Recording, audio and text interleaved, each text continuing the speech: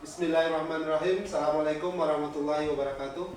Waalaikumsalam warahmatullahi wabarakatuh. Puji syukur mari kita ucapkan kehadirat Allah Subhanahu wa taala, berkah rahmat dan hidayahnya kita dapat hadir di SDN 22 Batu Pejanjang ini dalam melaksanakan tugas kita yang diperintahkan oleh negara kepada kita. Selawat beriring salam tidak lupa pula kita kirimkan buat junjungan kita, yakninya Nabi besar Nabi Muhammad SAW. Beliau adalah suri teladan bagi kita bersama. Semoga tingkah laku beliau dapat kita ikuti di dalam melaksanakan kehidupan kita sehari-hari, di dalam melaksanakan tugas kita sebagai pendidik di sekolah. Amin ya rabbal alamin. Bapak dan Ibu, terima kasih atas kehadirannya di dalam penyampaian materi yang insya Allah akan saya sampaikan, yaitu pengimbasan budaya positif yang akan kita terapkan bersama di sekolah kita ini agar tercapai pelajaran yang kita inginkan bersama.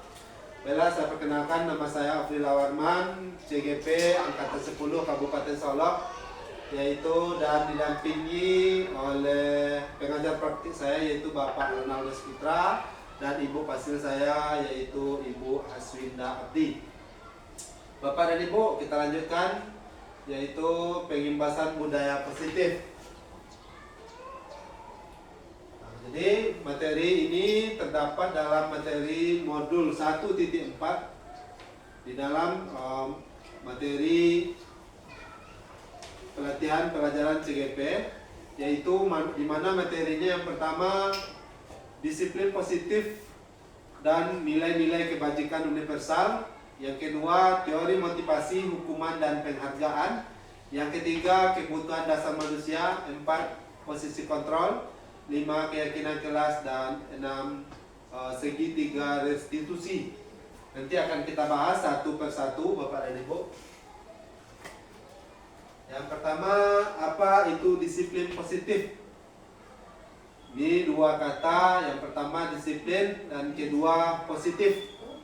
Nanti akan kita bahas Bapak dan Ibu.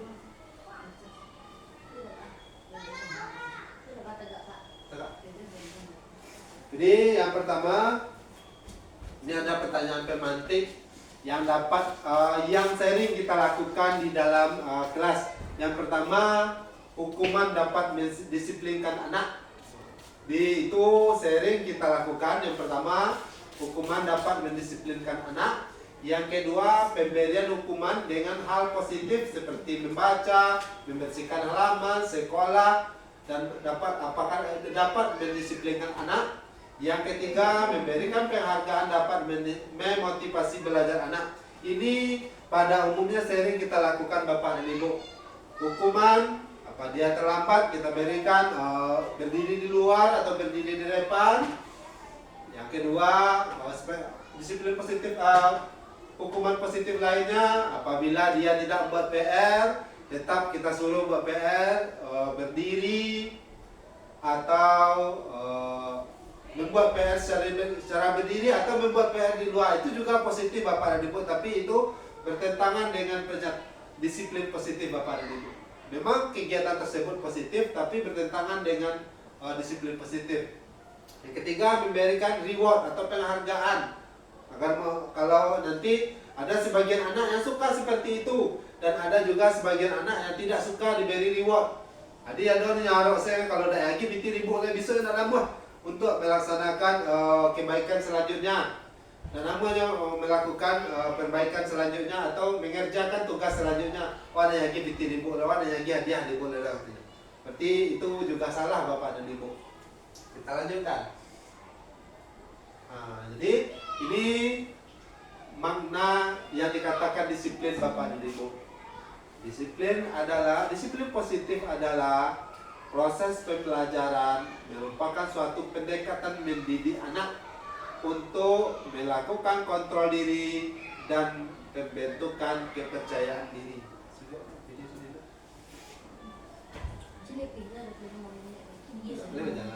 Yang kedua, disiplin positif itu bertujuan tanpa melakukan hukuman. Tidak hukum dah Bapak dan Ibu. Jadi anak-anak itu tidak hukum dah, tapi ada Beko di slide selanjutnya akan kita lakukan. Jadi yang kedua, disiplin positif yang kita lakukan tersebut mengajar anak, membantu anak tanpa memberikan hukuman. Ini akan kita lanjutkan step by step Bapak dan Ibu.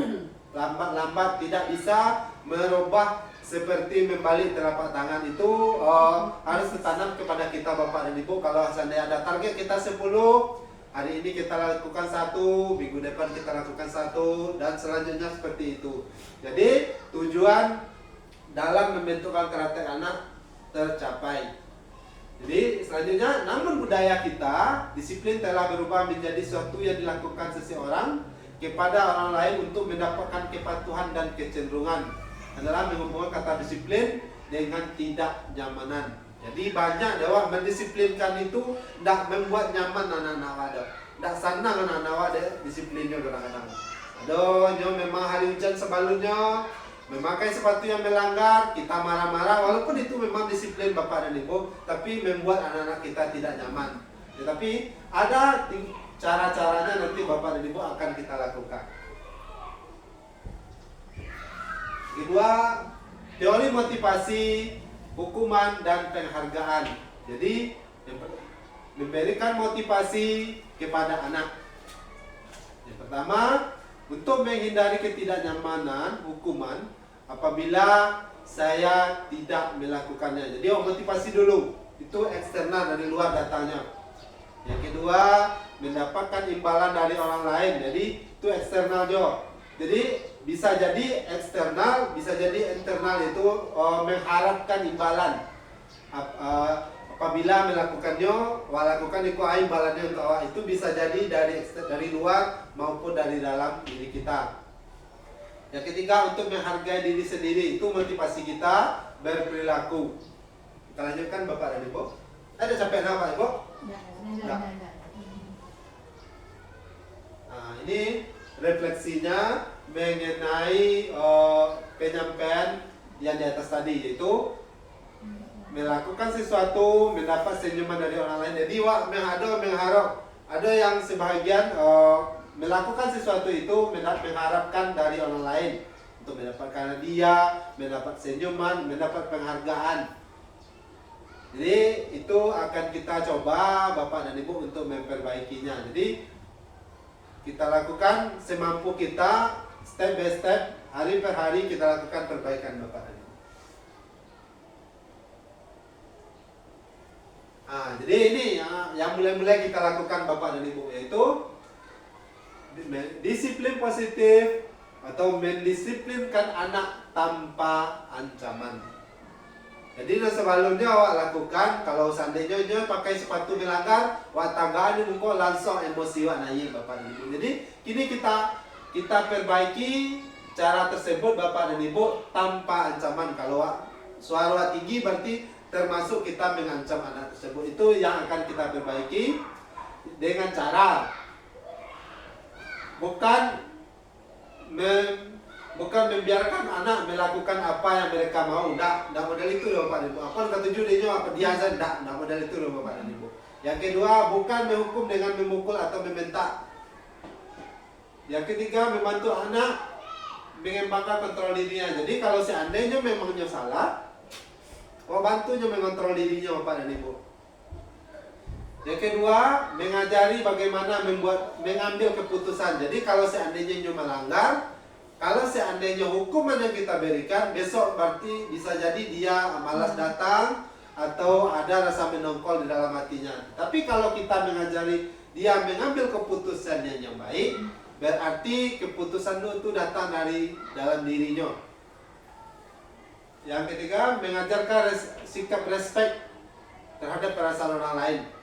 Jadi apabila diberi hukuman atau memintaknya, jadinya tidak respect dia yang lain Bapak Ibu. Ada rasa dia respect negatif yang ada pada dirinya, bukan respect positif dari dia Bapak Ibu.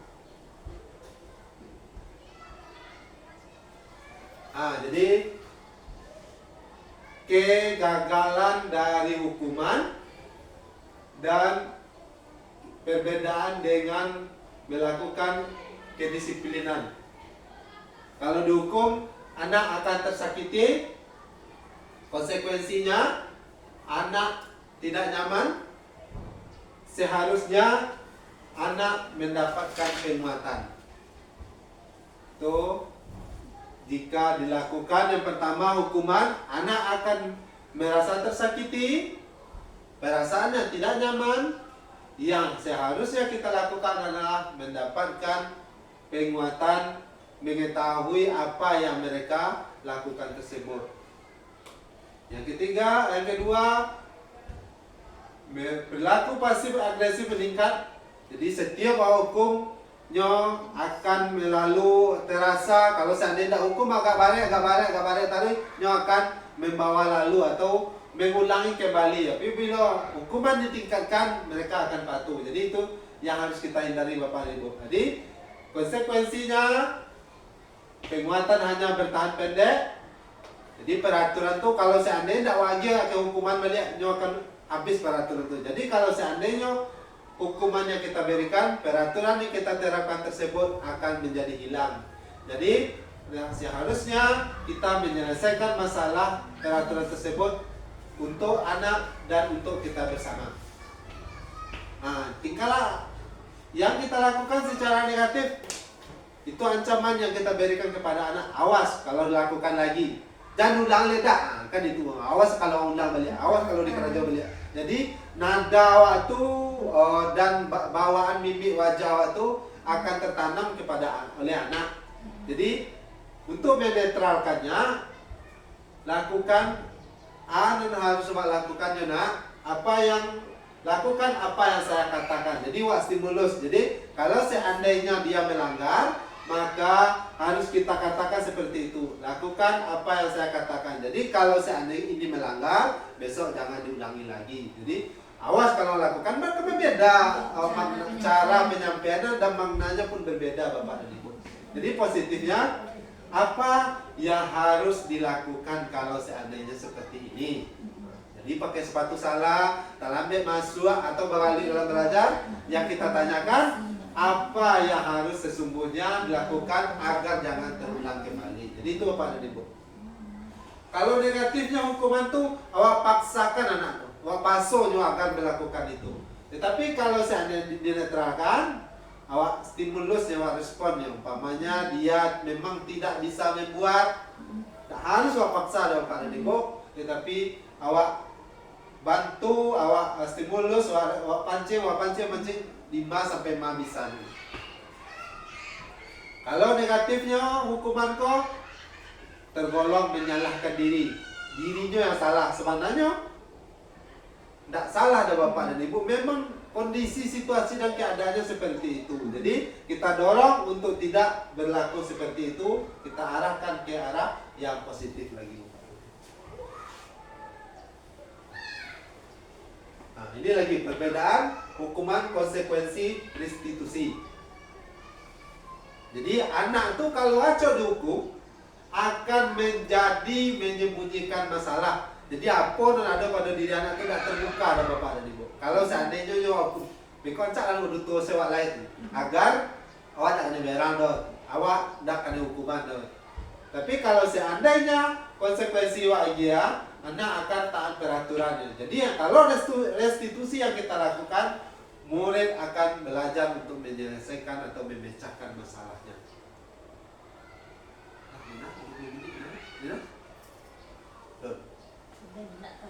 Yang kedua, yaitu dampak pada murid marah, merasa bersalah, rendah diri, mengasingkan diri.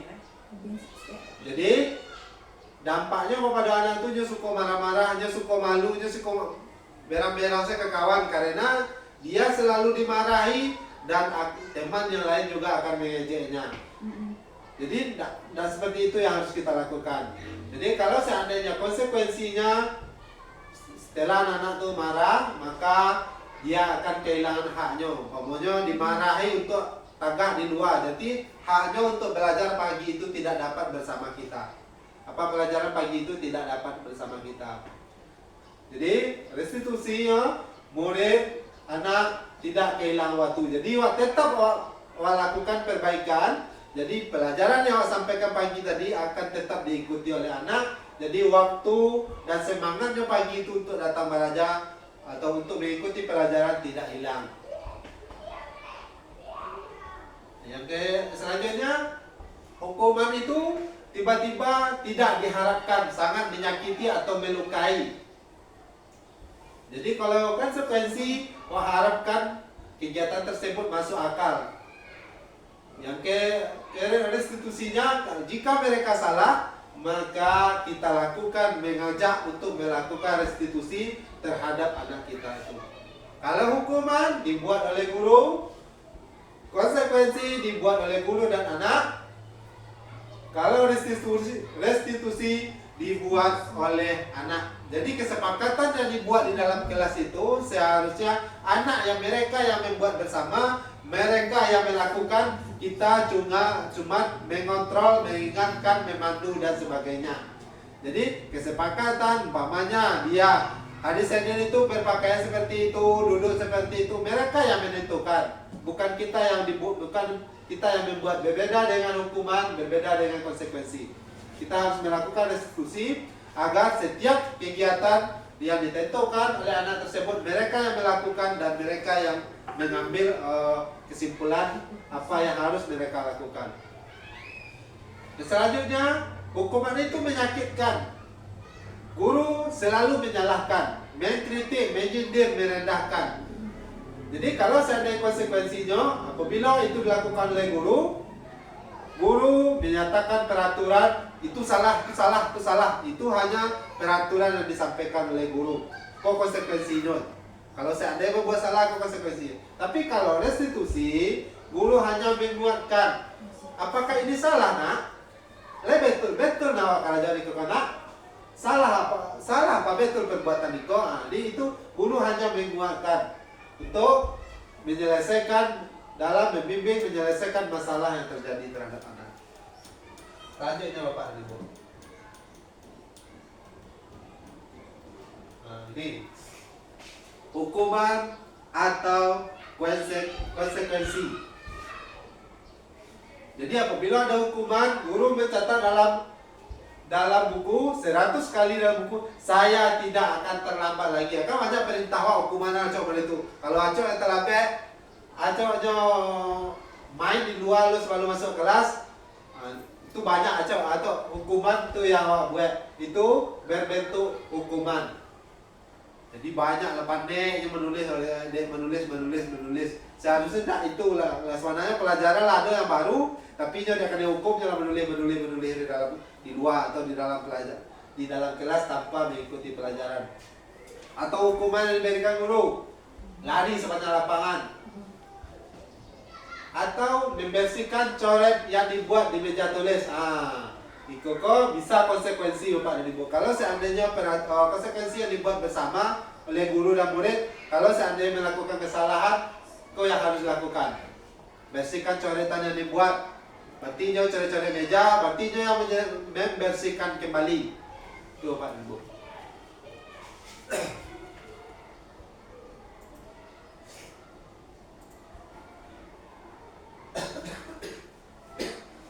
Adalah hukuman selanjutnya push up.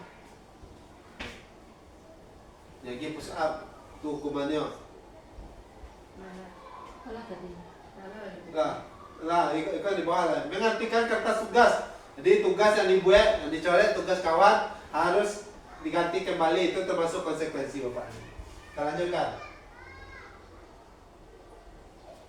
Kalau penghargaan, ini seperti ini kalau penghargaan yang kita berikan Bapak dan Ibu. Bisa berjangka pendek, bisa jangka panjang. Tapi sampai mana kita mampu untuk melakukan penghargaan? Penghargaan yang efektif jika kita menginginkan seseorang melakukan sesuatu yang kita inginkan dalam jangka waktu pendek. Jadi, penghargaan itu jangka pendek kita harapkan berhasil. Ada yang jangka panjang kita harapkan berhasil. Pindah video. Stop dulu tuh nanya.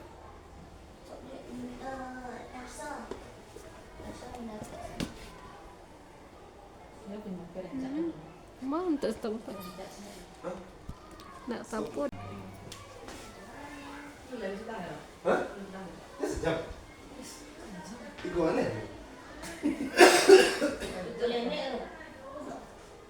Tiga oleh selat. Baik kau ada nak laku sama-sama dan lancar. Selanjutnya penghargaan tidak efektif jika anak akan mendapatkan kecewa. Jadi seluruh penghargaan pemohon diagi hadiah pena, rupa-rupa pena yang dia ibu tu dah cukup. Jadi ada yang merasa kecewa. Atau jadi penghargaan akan berhasil, ada yang jangka pendek dan ada yang berhasil di jangka panjang. Nah, ini. Kita lanjutkan kebutuhan dasar manusia. Manusia itu yang pertama bertahan hidup, penguasaan, kasih sayang yang dan diterima, kesenangan dan kebebasan. Kita lanjutkan.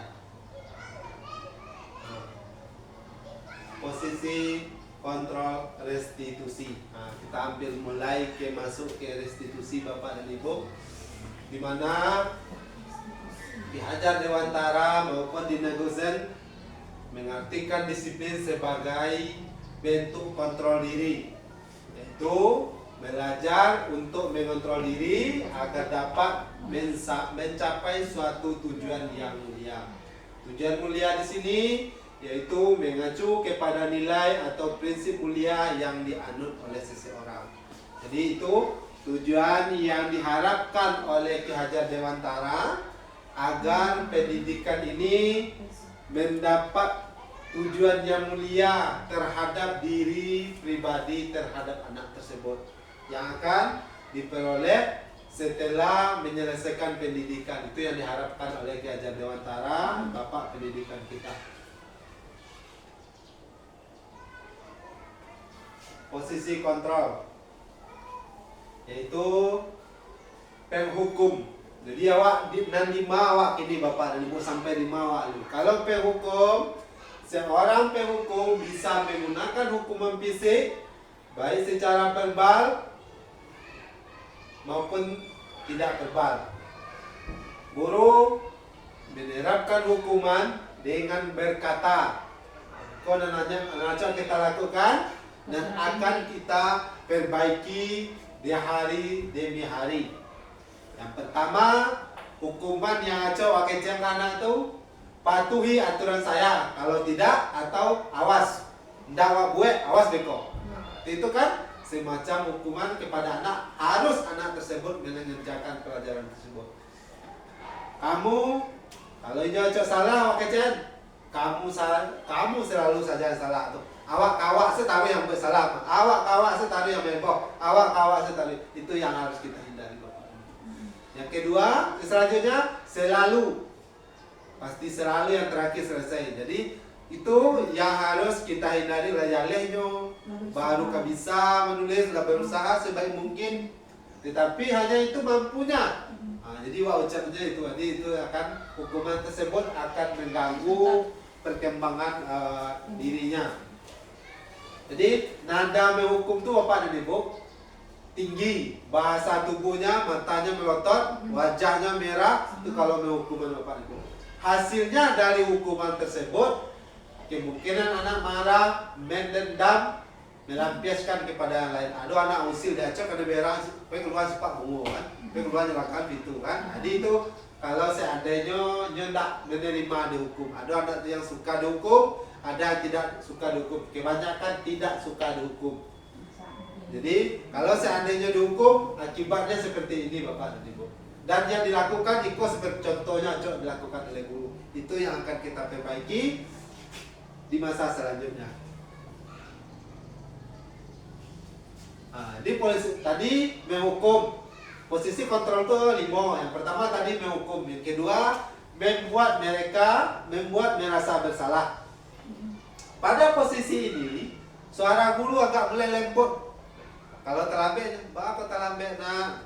Kalau seandainya yang tadi hukum, kan saya terlambat tadi, awak terlambat tadi, nadanya tinggi. Jadi kalau membuat merasa bersalah ini, suara agak lembut. Bapak kecewa, ibu kecewa, awak saya yang terlambat taruh. Ba caranya kok awak sih model ikut tarui. Nah, ini gak lunak suaranya Bapak dan Ibu. Kita berusaha untuk lembut walaupun kita tidak lembut. Berusaha untuk menjadi lembut walaupun kita sekarang ini belum lembut. Ya, walaupun awak suara kare, tapi kita juga akan berusaha mengucapkan untuk lembut.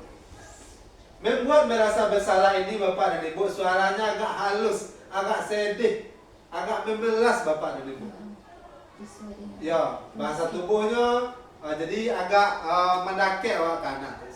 Jadi anak yang berasa yang selalu berbuat masalah, kita agak memelas, agak merapat, agak bertanya ke anak tugas ketika mendaki ke anak.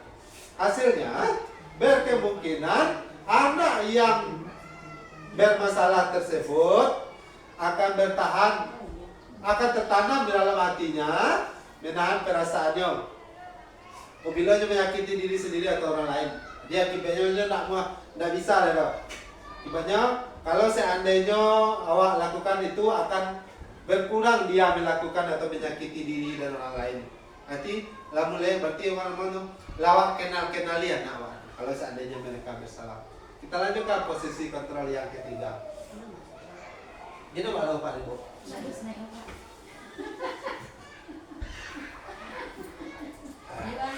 Sedang jalan Bu.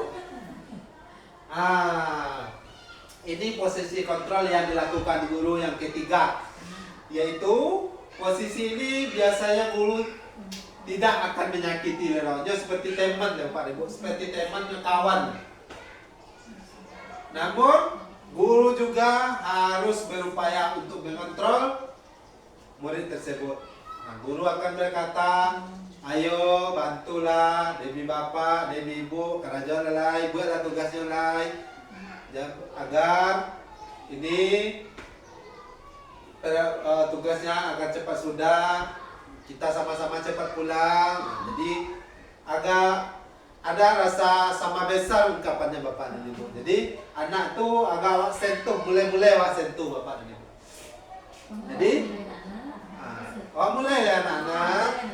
Ya, awak ayo perhatian lah anak-anak, mulai beraja lah.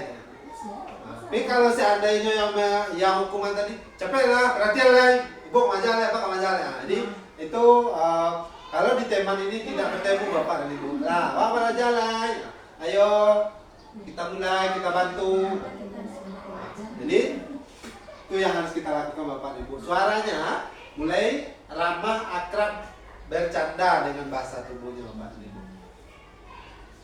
Jadi hasilnya anak akan merasa senang dan akrab dengan guru.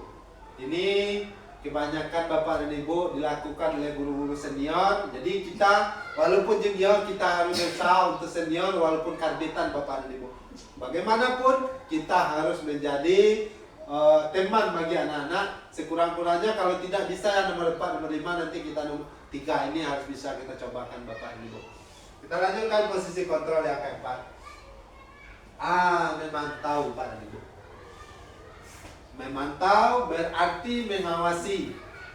Pada saat mengawasi kita bertanggung jawab atas perilaku yang kita awasi. Jadi perilaku anak itu kita yang bertanggung jawab. Apabila mereka salah, apabila mereka kurang benar, kurang baik, maka kita pantau Bapak dan Ibu. Kita perhatikan, kita awasi.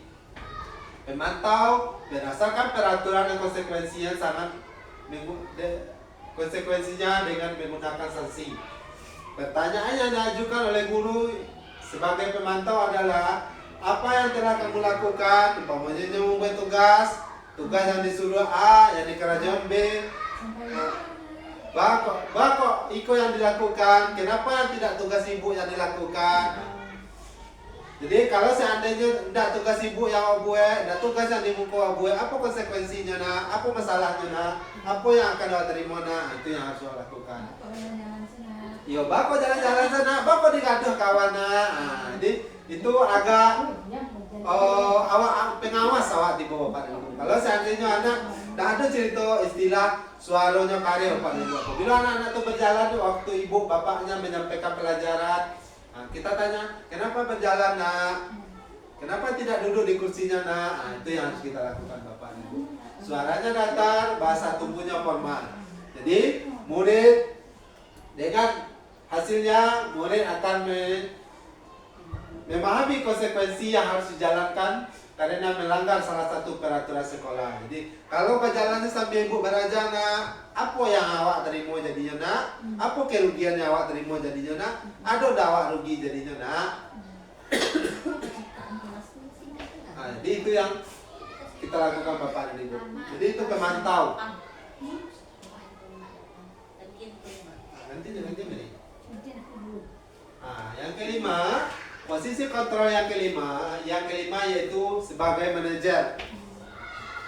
Di mana posisi guru berbuat sesuatu bersama dengan muridnya, mempertanggungan. Yang keempat tadi teman, yang kelima manajer, yaitu posisi di mana? Ya, keempat teman, yang kelima manajer. Pemantau empat, ya teman 3. Jadi di sini di manajer ini posisi di mana guru berbuat sesuatu bersama murid, mempertanggungjawabkan perilakunya, mendukung murid menemukan solusi atas masalah yang mereka lakukan. Jika kamu meyakini, apakah kamu bersedia memperbaikinya? Jadi jika kamu memperbaikinya, hal apa yang dilakukan? Jadi yang manajer ini Bapak dan Ibu, umpamanya ini nanti ada kasusnya, nanti contohkan kasusnya. Itu pertanyaan, jika dia umpamanya dia melanggar, mengganggu temannya belajar. Jadi yang kita tanyakan kepada anak itu, apakah melanggar itu baik, mengganggu teman itu baik, nak? Berkelahi dalam kelas itu baik, nak? Mengambil pena teman itu apakah baik, nak? Kalau seandainya baik, kalau dikatakan baik, apa yang baiknya? Kalau seandainya tidak, apa yang seharusnya kamu lakukan itu nanti Bapak. Jadi suara Bapak dan Ibunya merasa tulus, bahasa tubuhnya kan tidak kaku dan mendekat kepada murid. Jadi agak merasa menyatu dengan murid Bapak dan Ibu. Perasaan tersebut yang dilakukan murid juga guru merasakan hal seperti itu Bapak dan Ibu. Kita lanjutkan. Kita lanjutkan yaitu keyakinan kelas. Jadi mungkin sebagian kawan di sekolahku atau ibu yang di SMP mungkin ada melakukan yaitu membuat keyakinan kelas. Sebenarnya ikut peraturan seperti itu kalau banyak buat Bapak dan Ibu, tapi namanya kurang paham. Ada yang membuat daftar hadir itu tanpa mengambil absen, yaitu foto yang diletakkan di dinding. Ini foto pulang, ini foto datang. Apabila pulang diletakkan di tempat pulang, apabila datang besok paginya diletakkan di tempat pagi. Jadi Bapak dan Ibu gurunya ketika masuk dia akan melihat siapa yang datang, dilihat foto yang telah ditempel di dinding. Itu Ibu Rina dulu buat kan? Keyakinan kelas. Kok namanya keyakinan kelas seperti itu Pak Ibu? Jadi siapa ndak masuk foto di pulang ke datang berarti itu anaknya dak timbul. Guru tidak tanpa melihat absen, guru sudah mengetahui itu bahwa anak tidak pulang. Itu namanya keyakinan kelas Bapak dan Ibu. Jadi kita akan cobakan bersama-sama Bapak dan Ibu. Jadi keyakinan kelas ini akan penting Bapak dan Ibu. Jadi itu seperti itu contohnya salah satu keyakinan kelas. Jadi itu telah kita disepakati bersama anak itu Bapak dan Ibu. Kita lanjutkan. Keyakinan yaitu nilai-nilai kebajikan universal yang disepakati secara tersirat dan tersurat. Kalau tersiratnya kita sampaikan secara biasa-biasa saja. Tersuratnya itu yang kita tuliskan tadi, kita sebutkan tadi, nampak di dinding siapa anak yang tidak datang. Jadi tanpa kita bedakan Bapak dan Ibu, siapa yang datang, letakkan nama sesuai namanya kalau seandainya memakai foto tadi. Tanpa membedakan latar belakang suku, negara, bangsa, dan agama. Walaupun dia datang terlambat, dia tetap meletakkan di namanya. Kita lanjutkan Bapak dan Ibu. Jadi keyakinan ini Nilai-nilai kebajikan universal yang disepakati tanpa membedakan yang tadi.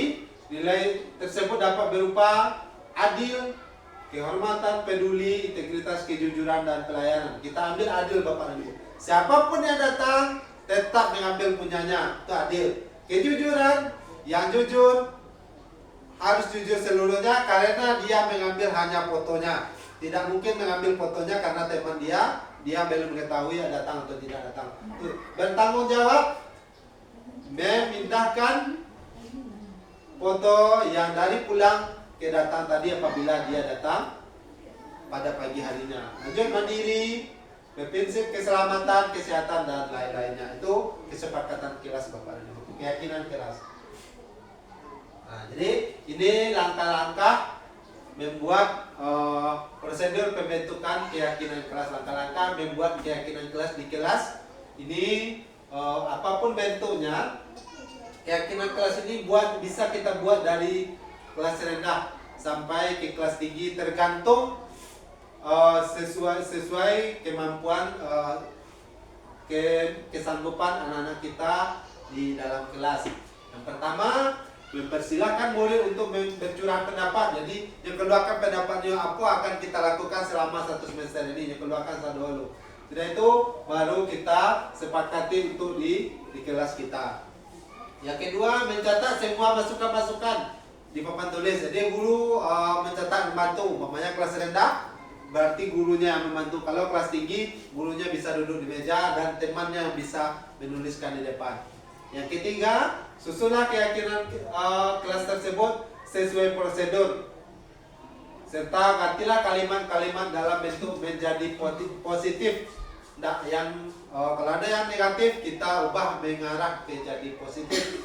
Contohnya, jangan berlari di kelas, diganti menjadi berjalanlah di kelas. Jadi kan cok berlari masuk kelas tuh. Jadi diubah berjalanlah di dalam kelas. Jadi itu soalnya berlari dalam kelas tuh memang kurang pas. Kita ganti berjalan di dalam kelas atau sopanlah ketika masuk kelas. Nah, kan bisa ganti kalimatnya Bapak dan Ibu ke arah positif. Nah, memang sama-sama itu tujuannya, tapi kita arahkan kata-katanya menjadi positif. Selanjutnya, keyakinan kelas dibuat, maka mintalah seluruh warga kelas menandatangani kesepakatan yang dibuat tersebut.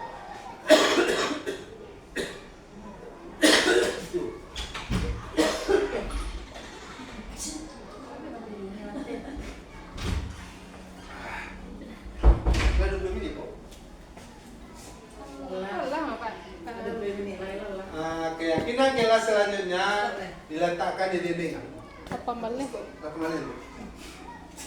Keyakinan kelas selanjutnya, apabila keyakinan kelas tersebut telah selesai, telah disepakati bersama, maka ditempatkan di kelas yang mudah dipahami, dilihat, diperhatikan oleh anak-anak kita di dalam kelas, oleh seluruh warga kelas. Tanpa membedakan ada anak yang tinggi, anak yang rendah. Jadi kita ukurlah sesuai kemampuan rata-rata anak tersebut. Ya, mudah dipahami, mudah dilihat. Kalau ditulis jangan terlalu tinggi, jangan terlalu rendah. Kita usahakan seluruh warga kelas untuk dapat memahami dan memperhatikannya. Nah, kita lanjut. Segitiga restitusi Bapak dan Ibu. Ini akan kita lakukan. Jadi yang pertama yang kita lakukan di dalam segitiga restitusi itu adalah menstabilkan identitas, validasi tindakan yang salah, dan menanyakan keyakinan yang telah dibuat tadi Bapak dan Ibu. Nah, jadi untuk menstabilkan identitas, kamu tentu punya alasan mengapa melakukan itu. Jadi umpamanya memakai sepatu yang berbeda aturannya, awak tanya, kamu tahu enggak penyebab awak kamu memakai sepatu seperti ini? Awak ada alasannya. Awak tahu alasannya bahwa pakai itu. Jadi awak tanya lihat keyakinan kelas apa yang kita sepakati. Jadi kalau seandainya memakai sepatu itu, ada enggak keyakinan kelas awak? Ada enggak kesepakatan awak yang disepakati tentang iko. Tidak Pak, berarti kamu menyalahi kesepakatan kelas. Nah, kalau seandainya ada Pak, tanya apa kesepakatan kelas kita? Bisa kita tanyakan seperti itu. Yang kedua, adakah cara yang lebih efektif untuk mendapatkan yang kamu butuhkan? Jadi kalau seandainya sepatu yang salah tadi, sebaiknya kalau seandainya sepatu kamu basah itu. Nah, tindakan yang harus dilakukan agar sepatumu tidak basah pulang sekolah itu. Wah bisa pakai payung ya Pak. Jadi bisa dibantu dengan pertanyaan seperti ini. Kamu ingin menjadi seperti apa? Jadi awak lakukan agar sepatu kita ketika hujan pulang sekolah tidak basah. Wah bisa pakai payung ya Pak. Wah bisa bungkus dalam plastik ya Pak. Nah, jadi ini yang menentukan surang untuk mengatasi tidak bersepatu sesuai aturan tadi, sepatu basah tadi, itu yang dilakukan. Nah, jadi di validasi tadi ya, setiap orang pasti salah. Ibu dulu yo basah lah sepatu ibu kalau hujan harinya kalau lupa mau payung. Kan bisa orang itu. Jadi anak tuh tidak merasa awak tidak pernah salah, hijau saya yang salah, tidak itu bapak dan ibu. Jadi kita semuanya pasti salah. Nah, jadi bukan kamu saja satu-satunya yang pernah melakukan itu. Jadi ibu dulu pernah lah basah sepatunya, seperti kamu. Dan seperti yang kamu lakukan ini. Jadi anak tuh bukan merasa terbebani bapak ibu. Apabila kita lakukan ketiga kegiatan ini, menstabilkan identitas, memvalidasi tindakan yang salah, menanyakan keyakinannya, taknya paham bapak ibu, yo iko salah, iko harus lakukan besok lain, ibu tuh dulu lah pernah salah lo, seperti iko dilakukan dari ibu, itu pak. Jadi kok contoh menstabilkan identitas bapak dan ibu. Bagian dasar dari segitiga restitusi itu bertujuan untuk mengubah identitas anak dari yang gagal, yang salah karena melakukan kesalahan menjadi orang yang sukses. Di Tuhan tanjong kan tuh kalau iko beko bukan ceritanya iko yo karena ketika belajar dia sedang serius belajar melempar dari temannya sehingga kaget. Dia kaget tuh aduh kawan tuh galak di samping langsung aja toko. Ini beko cerita bukan. Jadi gambarnya. Jadi kalimat yang kita gunakan untuk menstabilkan identitas anak tuh menanangan anak tuh ketika panggil Pak Ibu, ketika awak tanya tuh wak stabilkan dulu, wak santainya dulu, wak relaxkannya dulu. Berbuat salah itu tidak apa-apa. Jadi kalau salah itu lah biasa. Tidak ada manusia yang sempurna. Bapak atau ibu juga dulu berbuat kesalahan seperti itu. Kita bisa menyelesaikan masalah ini. Bapak ibu tidak tertarik mencari siapa yang salah, tapi bapak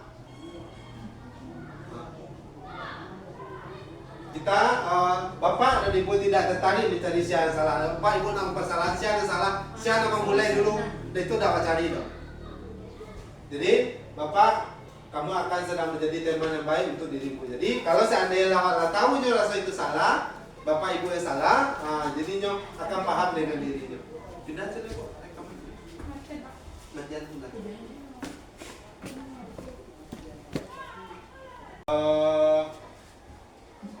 Setelah yang pertama menstabilkan identitas, yang kedua memvalidasi tindakan yang salah. Jadi tindakan yang salah tuh awak validasi. Yaitu dengan cara mengubah teori stimulus respon ke arah berpikir proaktif mengenali tujuan dari setiap tindakan.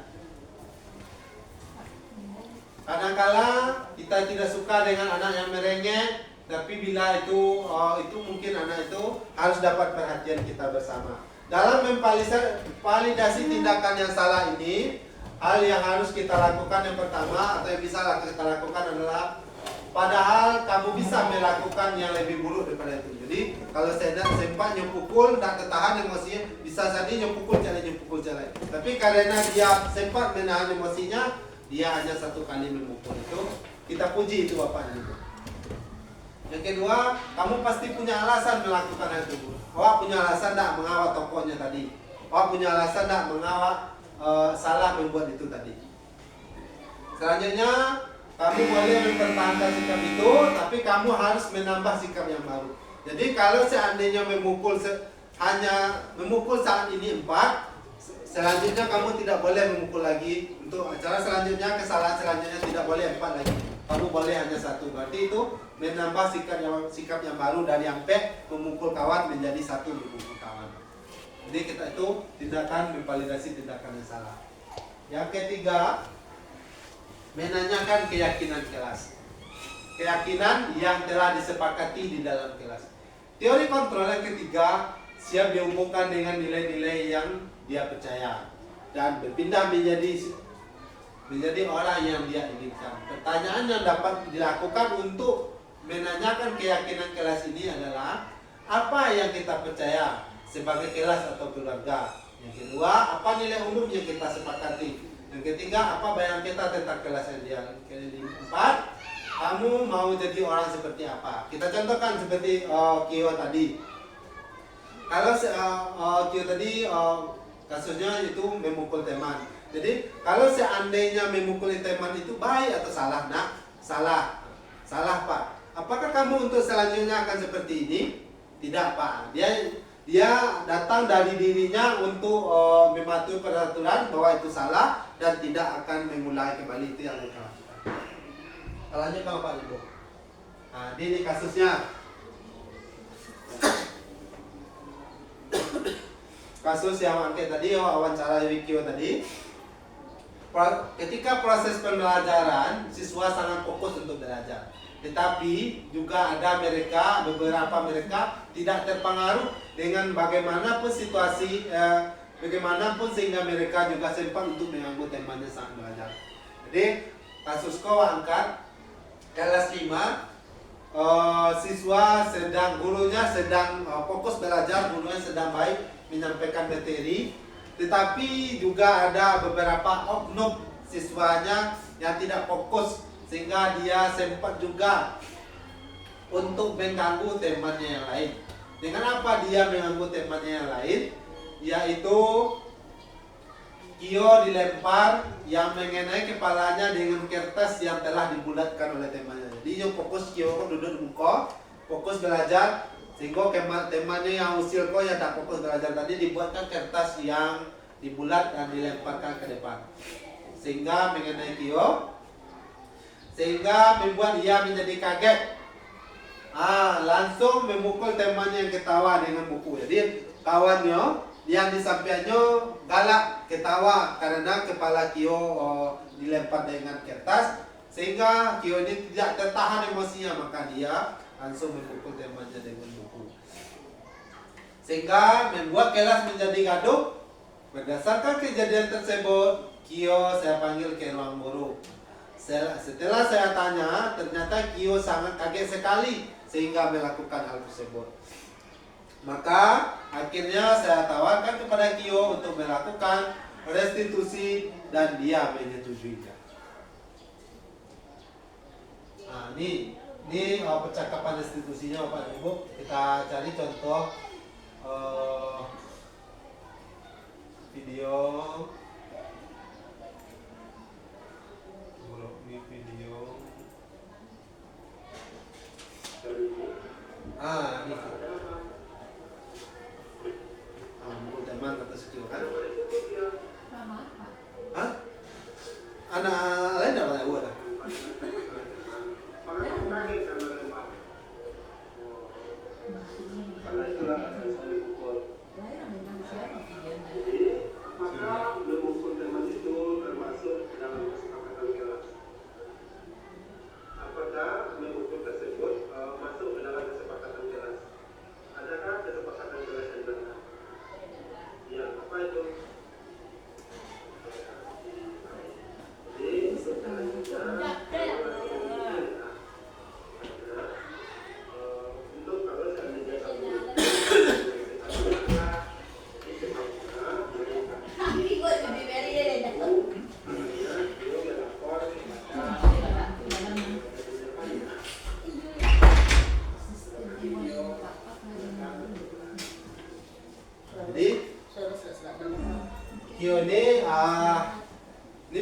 videonya. Ini kita cari ucapan Kio. Oh, ini dari Pak lagi.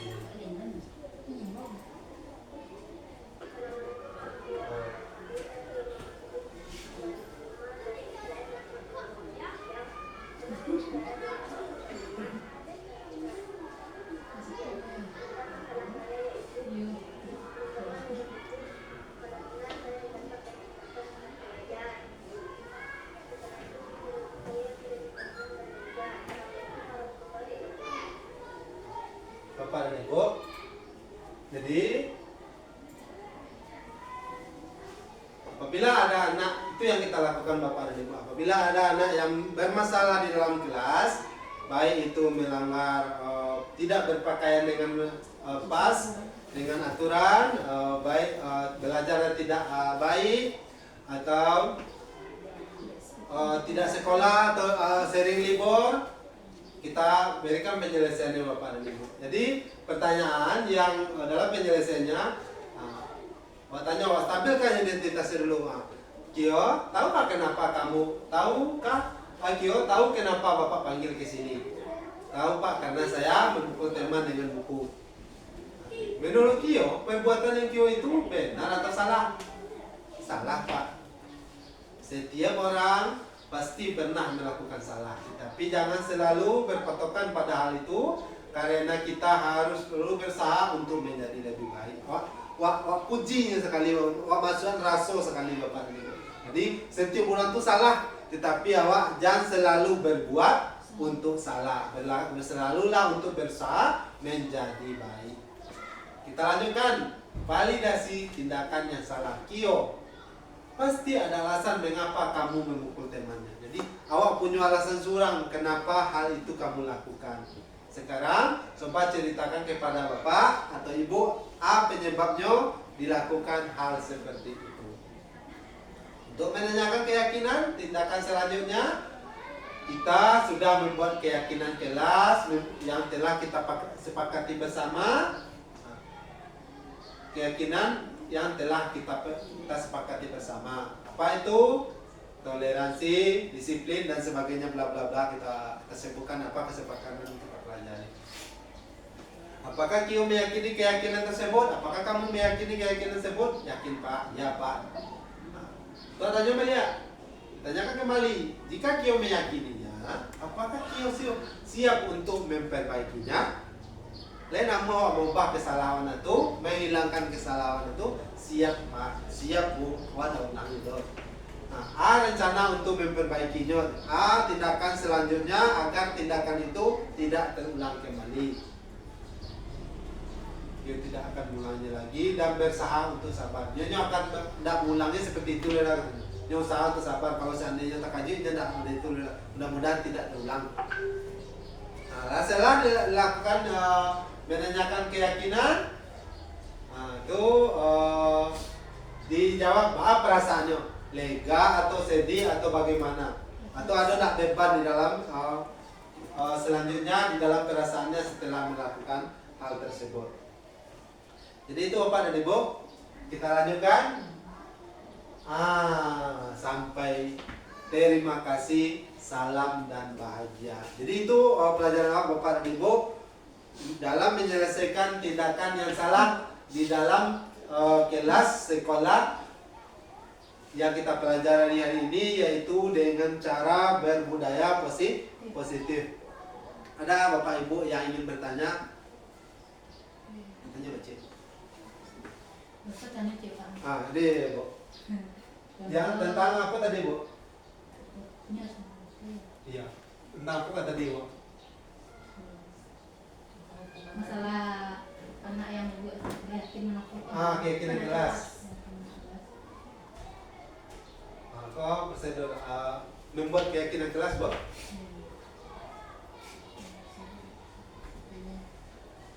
Setelah dibuat kesepakatan dalam kelas atau keyakinan kelas, ternyata anak tidak mematuhinya. Jadi keyakinan tersebut karena mungkin bertentangan, mungkin di saat membuat keyakinan mungkin anak tidak hadir. Ternyata setelah dilakukan kesalahan, anak tidak menyadari apa keyakinan atau kesepakatan yang dibuat di dalam kelas. Bagaimana tindak lanjut untuk mengatasi hal tersebut. Jadi terima kasih Bu atas pertanyaannya, yaitu tentang keyakinan kelas yang dibuat, yaitu pada hari itu anak tidak hadir sehingga keyakinan kelas telah ditetapkan. Jadi tiba-tiba suatu saat anak yang tidak hadir tersebut tidak mengetahui atau tidak pernah melanggar atau belum? Oh, melanggar dia. Jadi tindakan yang harus Bapak Ibu lakukan apabila keyakinan kelas telah disepakati bersama, maka letakkan atau sampaikan kepada anak, atau umpamanya jika diletakkan di dalam kelas, maka letakkan di mana yang bisa dijangkau oleh seluruh anak, bisa dipahami oleh seluruh anak, dan usahakan bahasa itu yang pertama letakkan di tempat yang bisa dipahami anak, atau dilihat, atau dibaca, atau bagaimana oleh anak agar tidak robek. Yang kedua, gunakan bahasanya yang tidak menyulitkan untuk anak yang memahami, sesuaikan kondisinya. Setelah keyakinan tersebut ditampilkan atau diletakkan di tempat yang bisa dipahami anak, maka guru umpamanya ditetapkan di hari terakhir sekolah, hari Jumat. Mereka si A ini tidak hadir. Di hari Senin paginya, apabila di jam awal pertama, guru diharapkan untuk menyampaikannya kembali apa keyakinan kelas yang telah kita sepakati hari sebelumnya. Ini telah Ibu buatkan secara permanen, telah Ibu tuliskan, telah Ibu tempelkan di pintu masuk, atau di belakang pintu masuk, atau di jendela, atau di samping papan tulis. Nah, itu ini 1 sampai 5. Jadi kesepakatan itu telah disampaikan oleh guru bahwa letaknya di sana, ini bunyi-bunyi keyakinannya, seperti itu yang kita lakukan. Yang ketiga, setelah kesepakatan ini yang tidak disampaikan, yang tidak hadir kemarin telah diwakilkan oleh temanmu.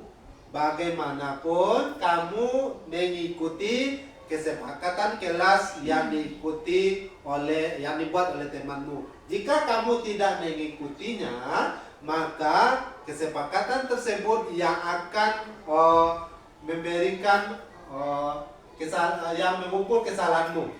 Jadi umpamanya dia salah kesepakatan yang dibuat. Kalau seandainya berlari di dalam jam pelajaran, ini kesepakatan yang dibuat bersama-sama. Nah, jadi kalau seandainya mereka melanggar, kesepakatan itu yang memberikan kepada anak, bukan datangnya dari guru lagi, tapi datangnya dari anak. Apakah keyakinan kelas ini dibuat di awal semester atau di akhir semester? Kesepakatan kelas ini dibuat di awal semester, bisa dibuat di tengah semester untuk bulan berikutnya, atau ingin memperbaiki setiap bulan. Umpamanya di bulan ini baru terpampang atau teryakini 2, masih ada yang kurang, kita sepakati untuk bulan selanjutnya bertambah jadinya. Anak yang tidak hadir di saat membuat keyakinan kelas, apakah boleh menyusul tanda tangannya besok hari? Boleh. Anak yang tidak hadir, umpamanya hadir itu kurang dari 2/3, itu berarti batal. Kalau seandainya lebih dari 2/3, berarti keyakinan itu tetap dilaksanakan. Jadi anak yang tidak hadir di 2/3 tersebut, maka dia berhak untuk bagaimanapun berhak untuk meyakini kesepakatan yang telah ditetapkan oleh teman-temannya dan telah harus siap untuk melaksanakannya. Nah, Bu? Ya, Bu. Karena pengalaman kami masuk pertama sekali di kelas anak SD, Ya. banyak sekali masalah yang kami temukan, Pak. Ya. Jadi apakah ada kriteria untuk kesepakatan kelasnya, apa saja yang akan kita buat? Kan banyak di dalam itu masalah. Apakah boleh kita buat di kesepakatan kelas itu?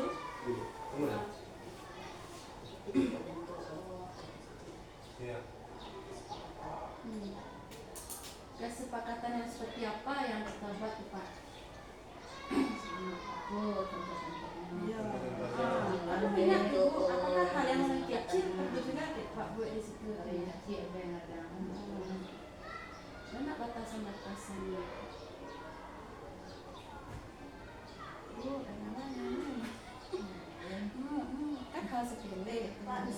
Ibu.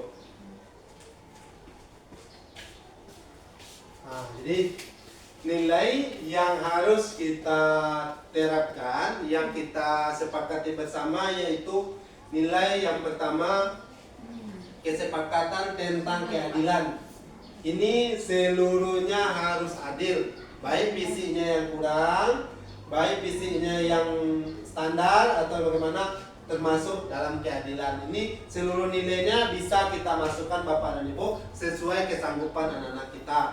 Yang pertama bisa saja kita ambil yang pertama adil, yang kedua jujur, yang ketiga bertanggung jawab. Nah itu pemain untuk kelas 1, baru 3 itu ya 3. Itu kita sepakati bentuknya seperti apa. Yang pertama adil ini kamu harus bergantian untuk melakukannya. Berarti si A dapat, si B dapat, si C pun dapat. Berarti adil. Jujur. Kalau jujur ini seluruhnya ini harus masuk. Siapapun harus bertindak jujur. Bertanggung jawab. Nah, bertanggung jawab bisa kita ambil nilai bertanggung jawab. Kalau seandainya tugasmu kelupaan atau kamu tidak membuat PR, bertanggung jawab apakah kamu tidak bertanggung jawab itu nak, atau apakah kamu itu bertanggung jawab nak? Nah, itu bisa jadi termasuk nilainya. Jadi ini nilainya Bapak dan Ibu. Ya, bisa keadilan, bisa kehormatan, peduli, integritas, kejujuran, pelayanan, keamanan, kesabaran. Nah, jadi model Kio yang contoh tadi, kesabaran konyo masih kurang Bapak dan Ibu. Jadi harus masukan di kesepakatan kelas 1 bersikap sabar. Jadi nyapui tadi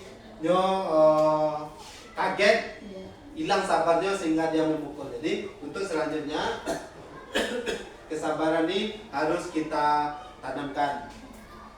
Yang kedua tanggung jawab bisa mandiri, keselamatan, kesehatan dan lain-lainnya. Bisa juga disiplin dan sebagainya. Yang mana tugas tersebut, keyakinan tersebut mengandung unsur-unsur nilai profil pelajar Pancasila. Seluruhnya tercangkup di dalam keyakinan kelas kita. Pokoknya disiplin masuk, disiplin belajar dan disiplin lainnya. Di kesepakatan kelas itu Pak, boleh kita bunyikan di sana sanksi-sanksinya?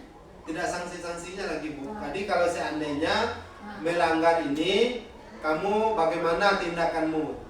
Atau bisa Pak kasih kami contoh? Contoh tindakan kelas. Kesepakatan kelas nih Pak. Semoga yang kesepakatan kelas itu yang ditempel di tempat ini Bu. Jadi kita contohkan tadi kesepakatan kelas yang di kelas 2 yaitu yang lesnya ada di kelas 2 yaitu kesepakatan kelas untuk hadir dan tidak hadir, kehadiran yaitu dibuat di dinding tersebut memakai foto. Ini tulisannya dibuat ini datang. Ini di datang ini seluruhnya ketika akan pulang, foto yang pulang dipindahkan ke datang. Diletakkan di tempat datang sesuai namanya, foto si A di nama si A. Jadi besok paginya foto yang didatang tadi, yang dipulang tadi dimasukkan ke datang. Berarti anak si A telah datang dengan kesepakatannya kalau datang harus memindahkan foto dari pulang ke datang. Itu salah satu contohnya. Jadi mereka bertanggung jawab, disiplin sudah termasuk sekali, jujur 3 sudah termasuk. Dengan satu kegiatan tersebut telah masuk 3 unsur yang dipelajarinya. Itu disiplin untuk hadir, memindahkan foto A ke A yang datang. Disiplin, jujurnya memang harus dengan kegiatan tersebut dia jujur untuk memindahkan. Disiplin, jujur dan bertanggung jawab. Itu kalau kesepakatan yang lain Pak? Kesepakatan kelas yang lainnya bisa dibuat umpamanya kesepakatan kelasnya untuk membersihkan kelas. Ya, jadi mereka yang menentukan kalau seandainya mereka yang menyepakati bersama dia hari apa sanggupnya untuk melakukan kebersihan kelasnya. Tahu? Jadi itulah terima kasih. 21. Bapak dan Ibu, kegiatan pada hari ini Kalau tidak puas, kita akan ulang kembali di pertemuan selanjutnya. Semoga ini adalah pengantaran pertama, penjelasan pertama terhadap kita bersama. Semoga dengan penyampaian materi ini berguna bagi Bapak dan Ibu dan juga berguna bagi saya menyampaikan. Terima kasih atas perhatiannya. Assalamualaikum warahmatullahi wabarakatuh. Waalaikumsalam.